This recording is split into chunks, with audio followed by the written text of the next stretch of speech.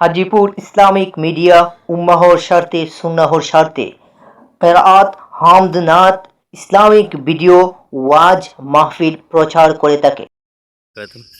সুপ্রিয় দর্শক, এখন আপনাদেরকে দেখাইতেছি রাবার বাগানে রাবার কিভাবে সংরক্ষণ করা হয়। এইটা আমরা অনেকে এই রাবারের দ্বারা অনেক জিনিস বানানো হয়, এটা আমরা ইউজ করে থাকি। সেটা হলো জুতা সহ বিভিন্ন বেল্ট, বিভিন্ন আইটেম।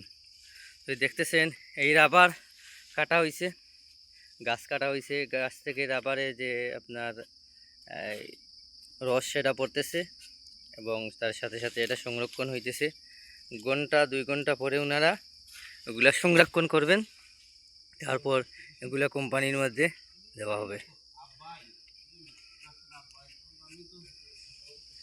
এই দেখেন কীভাবে রাবার গাছ কাটা হয়েছে, আর এর থেকে এটা সরকারের নির্ধারিত ওনারা মানুষ কোম্পানির। এই দেখেন আস্তে আস্তে রাবার জমা হইতেছে। এই দেখেন আঙ্কেল উনি আবার কাটতেছে।